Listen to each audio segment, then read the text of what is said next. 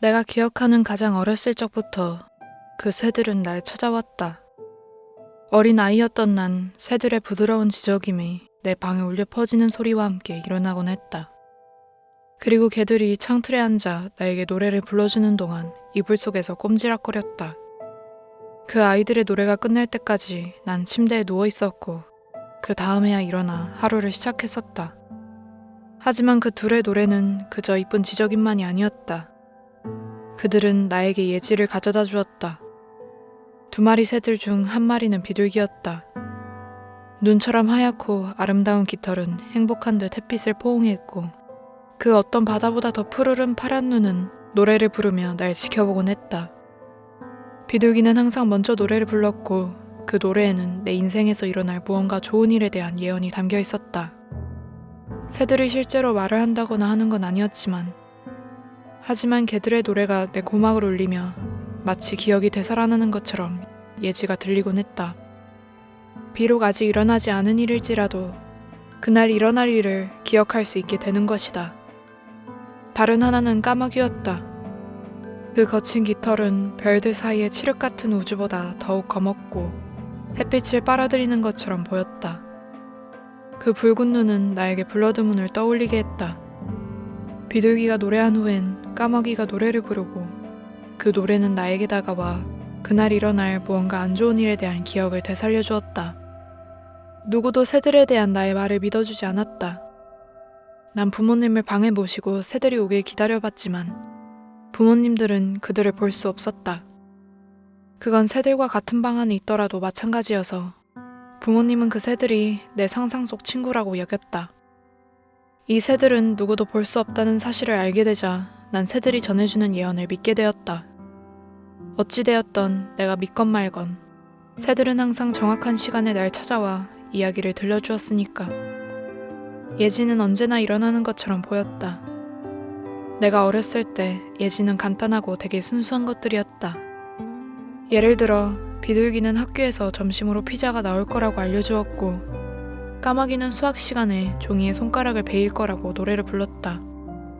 당연하게도 난 학교로 가서 점심시간에 피자 2조각을 받았다. 피자를 먹은 난 아주 기분이 좋아져서 조심성이 없이 가방에서 교과서를 꺼냈고 느슨한 페이지에 손가락을 베이고 말았다. 이런 일들은 그저 당신에게 중학교가 얼마나 단순했던가 알려주는 일화였을 뿐이다. 그땐 나쁜 소식조차도 그렇게 나쁜 일이 아니었다. 뭐 손가락을 베이면 아프긴 했지만 얼마 가지 않아 나았으니까. 심지어 비둘기는 내가 손가락을 베이고도 울지 않았다고 부모님이 용감하다면 아이스크림을 사줄 거라고 노래했었다. 까마귀는 내가 집에 연필을 두고 학교에 갈 거라고 말했다. 예지가 내 힘으로 쉽게 바꿀 수 있는 것처럼 보여도 난 언제나 그럴 수 없었다. 내가 방금 전에 말했던 어린 시절에 난 내가 가장 좋아하는 연필을 챙기자는 메모를 해놨었는데 그 생각에 너무 집중한 나머지 난 학교에 도착하기 전까지 내가 연필을 챙긴 줄 알고 있었다. 그리곤 내 가방에 연필이 없다는 걸 알게 되었다. 내가 나이를 먹으면서 새들의 노래에서 좋은 일이나 나쁜 일은 내 관점에 따라 바뀐다는 걸 이해하게 되었다. 예를 들어 우리 가족이 이사하게 되면서 난 새로운 고등학교에 2년 동안 다니게 되었던 적이 있다. 난 약간 아웃사이더였다. 그 다음은 당신도 대충 짐작할 수 있듯 학교를 장악하고 여왕벌 행세를 하던 애가 날 찢고 괴롭히기 시작했다. 그녀의 이름은 캐시 매튜였고 난 걔를 무지 싫어하게 되었다. 어느 날 아침 난 일어나 그날 일어날 일을 들었다. 처음에 캐시 매튜가 체육 시간에 넘어질 거란 소리를 들었을 때 난 조금 놀랐다. 까마귀가 먼저 노래를 부른다는 게 이상하다고 느꼈으니까. 하지만 내가 새들이 있는 곳으로 고개를 돌렸을 때 까마귀는 그제야 노래를 시작했고 과학시험에서 낙제할 거라고 말해주었다. 난 내 스스로 누군가의 고통을 즐기는 사람으로 생각하고 싶지 않았기에 그날 아침은 그저 뭔가 잘못되었을 뿐이라고 여겼다. 난 시험에서 낙제하는 수준 이상으로 시험을 망쳤다. 반에서 가장 낮은 점수를 받았고 선생님이 그걸로 따로 불러내기까지 하셨다. 난 캐시가 자기 무리들과 교실 맨 뒤에서 키득거리는 소리를 들을 수 있었다. 우울한 기분은 우리가 체육 시간에 각자 신청한 과목을 들으러 흩어지기 전까지 계속되었다. 난 농구 수업을 듣고 있었고 농구에 전혀 소질이 없었다. 모두들 체육관 안을 뛰어다니고 있었고 난 한 명, 그리고 또 한 명에게 따라잡혔다. 난 캐시가 마치 날쌘 매처럼 움직이는 걸 보고 있었다. 그 순간은 난 예지에 대해 생각조차 하고 있지 않았다. 그저 걔가 날 대하는 태도가 신물났을 뿐이었다. 다들 열심히 경기를 하는 와중에도 그녀는 힘겹게 수업을 듣고 있는 뚱뚱한 아이들을 비웃고 있었다. 그녀의 시선에 내가 들어왔고 난 억지 웃음을 지어 보였다. 그녀는 눈을 흘기며 뒤로 돌아섰다. 그 순간 농구공이 그녀의 머리를 스쳐 지나갔다. 공을 머리에 얻어맞진 않았지만 그건 캐시가 균형을 잃게 만들었다. 난 캐시가 의미 없이 똑바로 서를 버둥대는 걸 보았지만 그건 오히려 더 심하게 넘어지는 결과를 가져왔다. 그녀의 다리가 하늘로 들렸고 캐시가 급히 손으로 얼굴을 가렸음에도 바닥에 머리를 박으며 나는 소리는 체육관 반대편의 끝에 있는 나에게도 들릴 정도였다.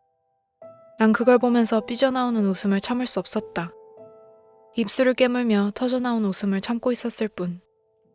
몇몇의 학생들이 그녀를 도우러 달려갔고 그들이 캐시를 부축해서 양호실로 데려가는 동안 그녀의 코에서 떨어지는 핏방울이 가느다란 자국을 남기고 있었다. 내가 서 있는 곳에서 들었음에도 불구하고 난 그녀의 코가 부러졌으며 온 얼굴에 끔찍한 멍이 들었음을 확신할 수 있었다. 그건 날 기쁘게 했다. 비둘기가 아침에 노래를 불러줄 가치가 있는 일이었다. 지금까지 난 새들이 보이는 게 나 혼자만의 일이라고 생각했다. 아마 우리 부모님이 그것들을 상상 속 친구라 부른 뒤부터일 것이다. 하지만 뒤늦게 난 그들이 나에게 불러주는 노래가 극도로 불편하게 느껴지기 시작했다. 고작 한 달 전에 암과의 기나긴 사투 끝에 난 어머니를 떠나보냈다. 난 침실을 떠나기도 전에 엄마가 돌아가신 걸 알고 있었다. 까마귀가 확실하게 말해줬다. 그날 비둘기는 무슨 노래를 불렀는지 아는가? 우리 엄마가 더 이상 고통받지 않아도 된다고 말했다. 하나의 일이 여러 관점에서 무게를 가질 수 있는 듯했다. 엄마가 돌아가신 후 나와 아빠는 계속해서 우리의 삶을 살아가려 노력했다. 엄마를 잃은 상실감은 너무 컸지만 엄마는 우리가 시리에 빠진 걸 원하지 않을 거라고 생각했다. 새들은 나에게 친절하게 굴었다.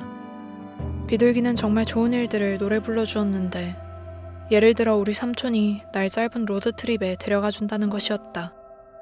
까마귀는 정말 사소한 불편함에 대해 노래를 불렀다. 음식물이 이 사이에 끼게 된다거나 하는 것 말이다. 난 마음을 추스를 시간이 필요했고 새들도 그걸 알고 있었다. 우리 아버지가 아프기 전까지 그렇게 생각했었다.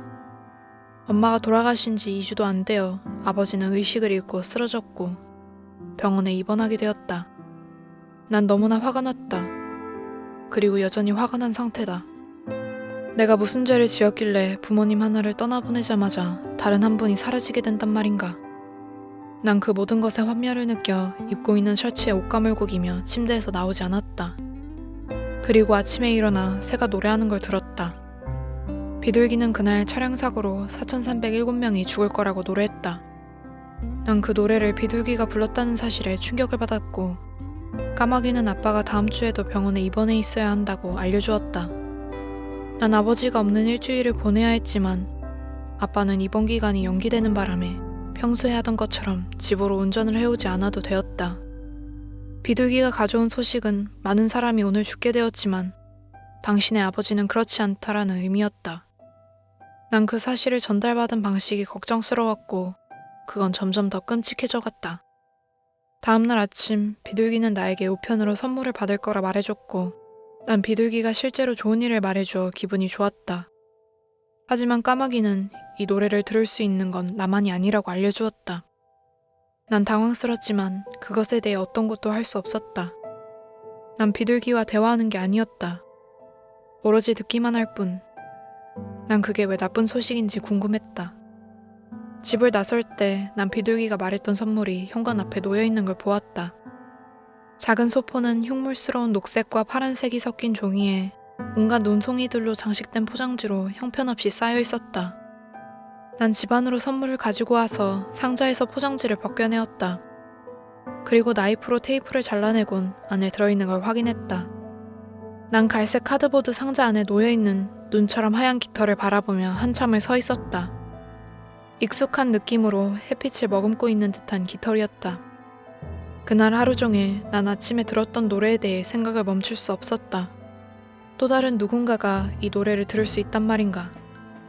난 나를 특별하게 만든다고 생각했던 순간을 누군가 침범하는 것이 너무나 불편했다. 이 새들은 나만의 것이며 그 누구도 이들의 노래를 들으면 안 되었다. 난 한시바삐 집으로 가서 자고 싶었다. 그래야 그 노래로부터 더 많은 정보를 얻을 수 있을 테니까. 수면제 몇 알의 도움을 받아 난 평소보다 일찍 잠들 수 있었고 내 꿈은 아주 생생했다. 온통 어두웠지만 까마귀의 깃털로 만들어진 어둠이었다. 그것들은 내 주위에서 춤추고 있었고 내가 벌떡 일어날 때까지 날 간지럽혔다. 난 즉시 창틀에 앉아있는 새들에게 고개를 돌렸고 비둘기가 노래하기 시작했다. 그건 내가 다음날 아침을 살아서 맞이할 거라고 노래했다. 그리고 까마귀는 그게 더욱 다가오고 있다고 알려주었다. 난 침대에서 일어나 창가로 다가갔지만 새들은 날아올라 시야에서 사라져버렸다. 난 망연히 창가에 서서 밖을 바라보았다. 세상은 마치 내 분노를 사고 싶지 않다는 듯 아무것도 움직이지 않으려 하는 듯했다. 난 창틀을 바라보았고 이전까지 미처 보지 못했던 걸 찾아냈다.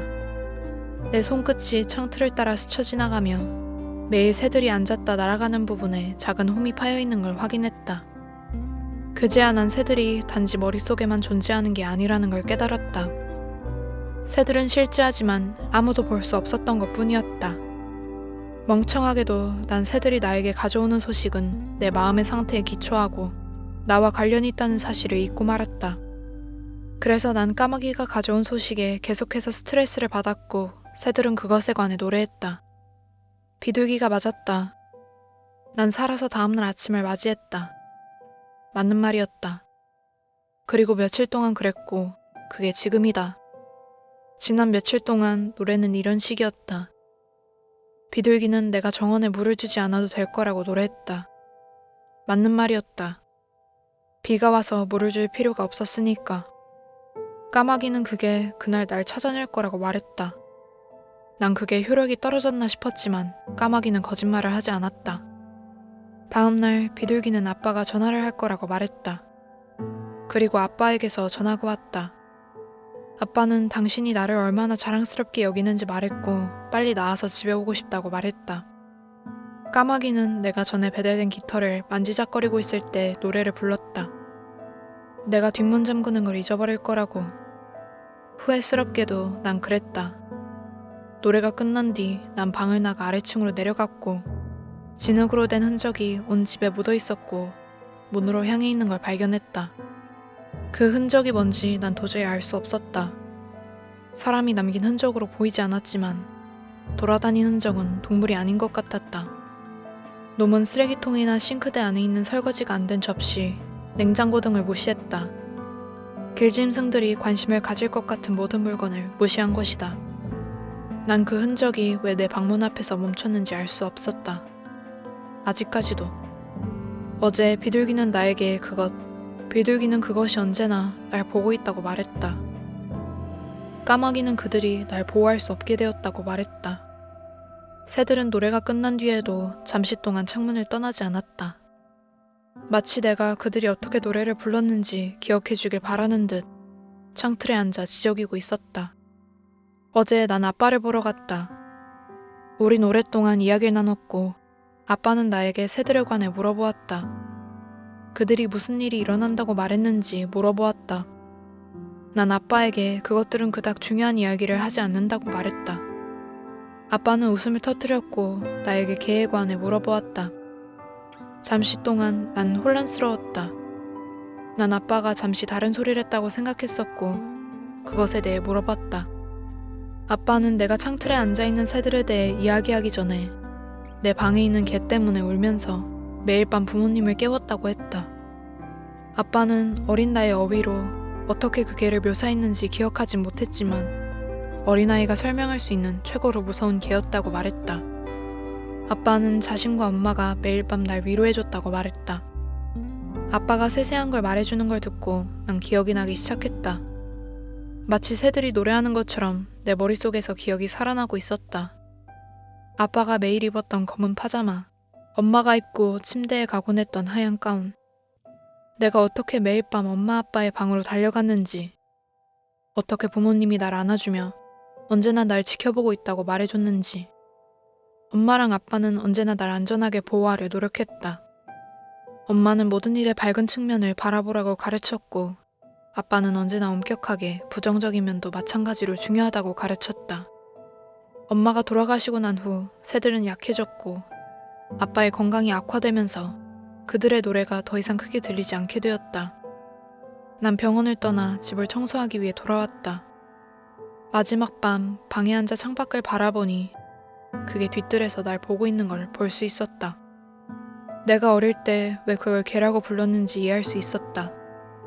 그게 어린애가 떠올릴 수 있는 단어였을 것이고, 난 그걸 개 말고 뭐라고 불러야 할지 모르겠다. 어둠 속에 있어 정확하게 볼 순 없지만 굽은 사시에 거대한 몸체를 가지고 있었고, 피부가 조금씩 벗겨지고 있는 것처럼 보였다. 그놈의 눈은 노랗게 스포트라이트처럼 빛나고 있었다. 난 그놈을 자세히 볼 수 없다는 사실이 기쁠 지경이었다. 너무 어두워지기 전에 이 글을 마치고 싶었다. 오늘 아침 난 일어나 나의 새들이 불러주는 노래를 들었다. 난 하루 종일 침대에 있지 않기 위해 노력했다. 예지를 뒤집을 수 있는 방법을 찾으려 애썼다. 하지만 이전 그 어느 때보다도 그 무슨 수를 쓰더라도 예지는 뒤집히지 않았다. 그래서 난 평화롭게 마지막을 준비했다. 내가 할 수 있는 걸 하려고. 난 아빠에게 전화해 사랑한다고 말했고, 이제 그 순간이 되었다. 노래는 내 머릿속에서 계속해서 울려 퍼졌다. 까마귀는 나에게 어렸을 때처럼 그 괴물이 오늘 밤 내 방에 들어올 거라 노래 불렀다. 비둘기는 나에게 내가 다시 한번 엄마와 함께 있을 수 있게 된다고 말해주었다.